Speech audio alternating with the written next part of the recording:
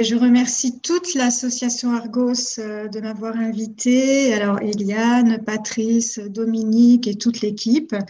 C'est une association que j'aime bien, avec qui j'ai un lien affectif, avec laquelle j'ai un lien affectif, puisque j'en ai fait partie en tant que membre élu au conseil d'administration en 2016 et elle a contribué à mon rétablissement. Ça, c'est très important.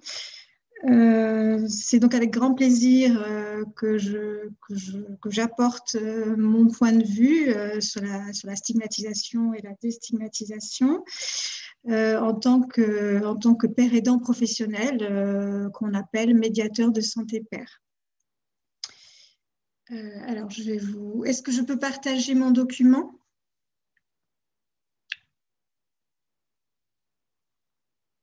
Oui. Alors, je vais le mettre. Voilà. Vous voyez bien? Très bien. Très bien. Donc, je suis médiatrice de santé père depuis octobre 2020 au centre hospitalier Charles Perrins, au sein d'une équipe transversale d'éducation thérapeutique du patient, dans une équipe qui m'a extrêmement bien accueillie et bien intégrée. Elle est chapeautée par le professeur Verdoux et le docteur Quiles. J'ai été très, très bien accueillie dans cette équipe.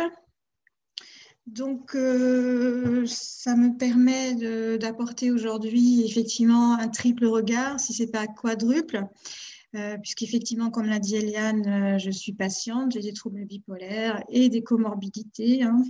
Il n'est pas tout seul, ce trouble, mais je suis rétablie depuis 4-5 ans à peu près. Donc, voilà, je vis avec et je peux apporter un peu un recul sur cette maladie.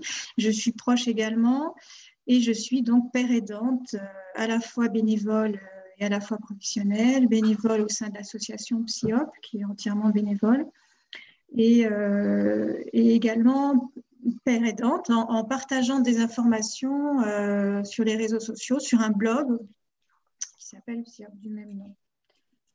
Mon parcours très rapidement, moi je suis avocate de formation, mes troubles sont anciens et ils m'ont rattrapée et donc effectivement c'est une profession que j'ai dû arrêter. Il y a eu un impact très important, un impact socio-professionnel très important, impact sur la vie entière, avec une phase de perte d'espoir et même de désespoir intense. C'est vraiment pour ça que j'ai souhaité créer l'association, parce que je pense qu'on peut éviter de passer par ce désespoir. Et ensuite, j'ai repris le pouvoir d'agir grâce à une conjonction d'événements négatifs et positifs.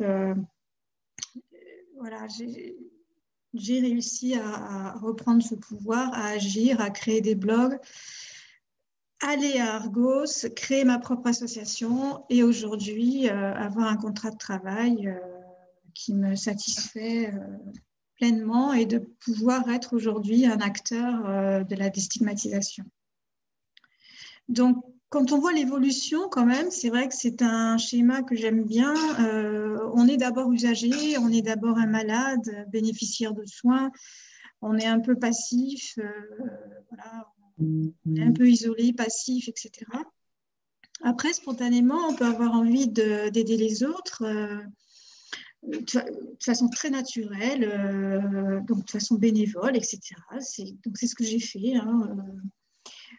Et puis après, l'évolution, si on a envie, c'est d'en faire son métier, donc d'être médiateur de santé de père. Donc, j'ai été formée à Lyon, donc j'ai réalisé le DU de père aidance à Lyon qui m'a permis aujourd'hui d'avoir un contrat de travail.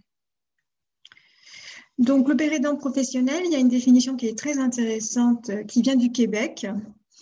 C'est un membre du personnel. Donc là, vraiment, on voit le père aidant d'abord sous le prisme professionnel. C'est un membre du personnel, tout bêtement. Moi, je suis membre d'une équipe soignante. Il y a des infirmières avec moi. C'est une équipe pluridisciplinaire. J'en suis d'abord membre de cette équipe avant d'avoir ce trouble psychique, ce trouble bipolaire. Et effectivement, si je suis là, c'est parce qu'effectivement, ce trouble peut servir, dans le cadre de ma profession, il peut servir, alors on va le voir tout à l'heure, à la fois aux soignants et aux soignés, parce que j'ai le vécu, j'ai mon histoire qui peut servir de modèle d'inspiration, qui peut aider à faciliter les échanges. Enfin, voilà, donc, et bon, de toute façon, on sait que ça marche. Voilà, donc c'est un vieux, voilà, je rappelle très rapidement là aussi, la pérédance, c'est un concept qui n'est pas nouveau. On le fait remonter au XVIIIe siècle, mais de toute façon, on pourrait le faire remonter, à mon avis, extrêmement loin. On le fait remonter avec le médecin aliéniste Philippe Pinel, qui aurait été conseillé par un ancien malade qui s'appelait Jean-Baptiste Pussin, qui n'était pas malade psychique, mais Philippe Pinel s'est rendu compte que ses conseils étaient très bons et que ça aidait les patients à aller mieux. Donc le principe de la pérédance, c'est qu'on peut d'autant plus s'entraider qu'on a connu la même situation ou qu'on la connaît en ce moment. C'est même pas forcément que des maladies, hein, ça peut être aussi des difficultés, etc. Et aujourd'hui, il y a une base scientifique à la pérédance.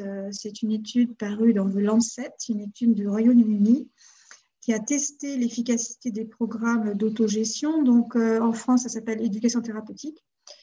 Autogestion de la maladie, et ils l'ont testé avec et sans père, donc avec ou sans père aidant, et le nombre de réhospitalisations est inférieur quand les programmes sont soutenus par les pairs. Donc vraiment, là, c'est toute la justification de la pérédance.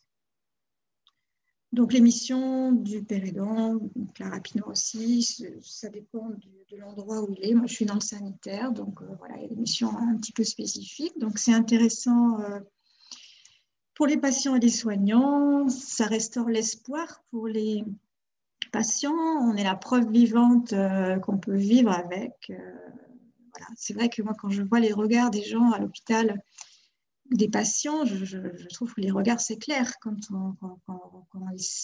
je leur dis que moi-même j'ai des troubles, soit je dis bipolaire, soit psychique, ça dépend. Vraiment, c'est vraiment très, très... ça fait vraiment plaisir. Donc, on est des facilitateurs, effectivement. On est vraiment complémentaires. On a un regard complémentaire dans une équipe. On augmente l'alliance thérapeutique. C'est vrai que ce serait vraiment très long. Donc, si on part maintenant sur la stigmatisation, donc vous l'avez vu, hein, ce que c'est que la stigmatisation, c'est des croyances, des stéréotypes qui sont subis ou alors intériorisés et qui se manifestent à plusieurs niveaux. Alors moi, ce que j'ai constaté en matière de stigmatisation, alors grand public, donc là, je vais mettre j'ai mis un exemple avec les journalistes. Moi, j'ai été contactée il y a 2 ans à peu près par une journaliste à l'occasion de la journée mondiale, justement.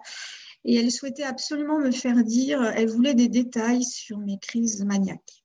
Et ce que je ne voulais pas lui donner, elle voulait absolument que je lui donne le détail de tous mes excès sur les crises maniaques, ce que je n'ai pas fait. Et ensuite, la stigmatisation du monde du travail. Donc là, effectivement, je donne des exemples sur ce qu'a dit le docteur Richard Le Courriel.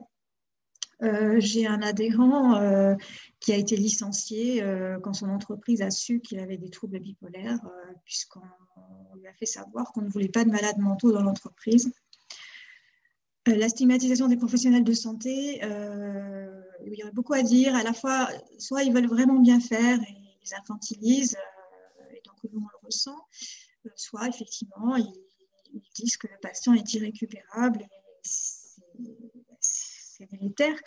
Sauf exception, effectivement, il y a des gens, j'ai rencontré des gens qui m'ont dit que ça les avait fait réagir justement, qu'on considère qu'ils étaient irrécupérables, a fait que justement, pour lutter contre ce sentiment d'injustice, enfin, qu'on leur dise ça, ont entamé un processus de rétablissement. Enfin bon, il ne faut pas tenter non plus.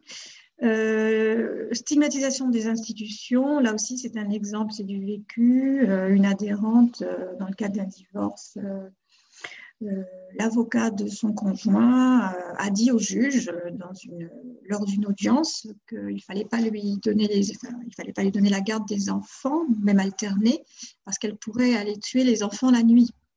Donc elle a des troubles bipolaires, elle n'est pas violente. cette phrase n'a pas fait broncher le juge. Ça s'est dit comme ça, comme si de rien n'était. Donc, en 2020, voilà ce qu'on peut encore dire lors d'une audience. Stigmatisation de la famille, je vais faire un peu le focus là-dessus parce qu'on verra, c'est vrai qu'il y a de la famille et par la famille. Et l'autostigmatisation, donc là aussi on en a beaucoup parlé. Moi, ce que je voudrais rajouter, c'est qu'effectivement, on intériorise la stigmatisation perçue, mais il y a aussi un biais de confirmation, c'est-à-dire qu'on a des échecs aussi dans notre vie. Il faut tout un tas de raisons, bien évidemment, c'est lié au trouble. On a des échecs et donc ça confirme cette intériorisation de la stigmatisation. Je dis, ah ben tu vois bien, regarde, c'est confirmé, t'es vraiment nul, t'es vraiment ceci, cela. Et troisième point, c'est d'autant plus difficilement, c'est dur à vivre parce qu'en plus on a une hyper-réactivité émotionnelle, donc on le vit encore plus mal. Il y a quelque chose de dur à vivre, le résultat est extrêmement grave. Donc là aussi, je reprends ce qui a été dit sur les effets de la stigmatisation. Donc, bien sûr, on part des représentations sociales qui existent dans la société. Elles sont véhiculées par les médias et elles ont des répercussions sur le grand public, les familles, les professionnels de santé, sur tout le monde. Et le risque et l'enjeu, c'est quand même la guérison. C'est un obstacle à la guérison, c'est un facteur d'aggravation des troubles, aggravation du coût par la société, du coût individuel. Enfin, c'est extrêmement grave, c'est vraiment un enjeu. Enfin, je remercie vraiment Argos d'avoir choisi ce sujet, c'est un sujet majeur. Alors, nous, les effets sur le plan pratique, quand je regarde dans l'association comment ça se passe, alors bien sûr, le docteur Richard Leporiel en a parlé, on le dissimule au travail, on est très nombreux. Enfin, moi, je ne me mets pas dedans, mais il y a beaucoup de personnes qui le dissimulent au travail, le cachent à tout prix. Mais c'est vraiment une peur et un stress d'être dévoilé, d'être... alors, moi, par exemple, dans l'association, on ne fait pas de photos de groupe. Enfin, en tout cas, on ne les met pas sur aucun blog, aucun réseau social. On a fait des randonnées, on a fait des repas de Noël, on a fait, etc. Et on ne met aucune photo. Mais c'est dommage, mais voilà, parce que les gens ont peur d'être reconnus par leur employeur, par leurs collègues, etc. Donc, ça va assez loin. On dissimule aussi les troubles. Et là, c'est vrai que moi, je suis concernée puisque c'est mon cas, en fait. Enfin, je ne suis pas la seule. Je n'aime pas donner mes médicaments parce que je sais que on va voir quels sont les troubles derrière. Et moi, j'ai peur de perdre ma crédibilité. Donc, je m'auto-stigmatise. J'ai peur que la personne ait des représentations négatives sur ce trouble et j'ai tout d'un coup l'impression qu'elle me voit différemment. Donc, c'est extrêmement délicat quand parfois je donne qu'une partie du traitement, je donne pas le lithium, effectivement, je donne le médicament où on peut considérer que c'est de l'épilepsie. Enfin, c'est pas encore un point que j'ai réglé, ça, je n'arrive pas à assumer. Voilà, dans toutes les situations où on a peur de ne plus se sentir l'égal des autres, voilà, donc on cache ce diagnostic. Donc ça entraîne bien sûr l'isolement et de la souffrance. Si on fait un focus sur la stigmatisation alors par la famille, justement, c'est quelque chose dont on n'a pas parlé. Alors, on a parlé de la stigmatisation que les familles ressentent elles-mêmes, mais quel effet ça a sur les patients? Alors, pourquoi? Parce que les familles sont mal informées. Alors, moi, je me base sur une thèse de médecine qui a eu lieu à Bordeaux en 2017 sur la stigmatisation. Donc, quand on voit, il y a 67% des familles qui estiment avoir des mauvaises connaissances sur les troubles, quand même, c'est énorme. Donc, elles ont une incapacité à comprendre les souffrances et les problèmes du patient. Et pourtant, elles ne peuvent pas prendre rendez-vous non plus. Alors, c'est très compliqué. Certains médecins refusent de recevoir la famille, etc. Donc, en fait, l'effet quand même qui est très grave, c'est que la famille est l'environnement le plus aidant. ça, il n'y a pas de doute là-dessus. Et paradoxalement, parfois, le plus stigmatisant, le plus rejetant, parce que tout ce qui va venir de la famille va être très fort, va avoir beaucoup d'impact, et notamment sur ce problème de beaucoup de proches, et beaucoup de patients d'ailleurs, hein, pensent que leurs problèmes comportementaux ne sont pas liés à la maladie, mais que c'est eux soit c'est leur personnalité, soit c'est leur choix qui fait qu'ils sont mal adaptés ou ils ont du mal à faire les tâches quotidiennes. Ça, c'est vraiment les deux. C'est à la fois les patients qui se disent « mais non, c'est pas la maladie, je vais pas accuser la maladie pour tout ». Ça, je l'ai déjà entendu.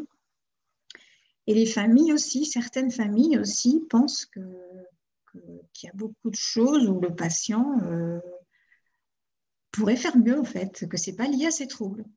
J'ai souvent entendu, et c'est lié donc à la désinformation, à un manque de compréhension de la maladie. Voilà, on pense que le patient pourrait contrôler ses symptômes et ses comportements négatifs. Donc, cette stigmatisation serait due à la stigmatisation institutionnelle. Je ne sais pas si je suis dans les temps. Non, est-ce que tu pourrais, parce qu'après, on va prendre beaucoup de D'accord, retard et on va être d'accord, obligé de... d'accord. Ben, je Hein. me dépêche. Donc, bon, mais là, on vient de le voir. Alors, les parents ont un rôle à jouer, les parents bien informés. Donc là aussi, je vais passer. Alors, oui, donc les conseils hein, pour lutter contre la stigmatisation. Donc, les troubles s'expriment de façon variée selon les gens. On ne peut être réduit avec des caractéristiques car cela concerne que certaines personnes et à un certain moment de leur vie. Il y a des conseils, effectivement. Se décentrer de la maladie. Je suis une personne, pas une maladie, nous dit Luc Vigneault, un pérédant québécois. Il faut se méfier du sensationnel. Et la conclusion, donc, c'est bien sûr l'information, l'éducation, la sensibilisation pour lutter contre les deux piliers que sont sur lesquels repose la stigmatisation, la méconnaissance et l'ignorance. Et ça, on peut le faire au travers de programmes d'éducation thérapeutique dans lesquels on peut intégrer les associations et les médiateurs de santé pairs, en fait, les pairs aidants, à la fois bénévoles et professionnels. Donc, je pense qu'en hybridant les savoirs, on peut arriver à des programmes bien efficaces pour les familles notamment et pour les patients. Donc, voilà, donc je pense que le père aidant, alors bénévole ou professionnel, peut être un acteur de la lutte contre la stigmatisation, voilà, pour une meilleure information, meilleure compréhension.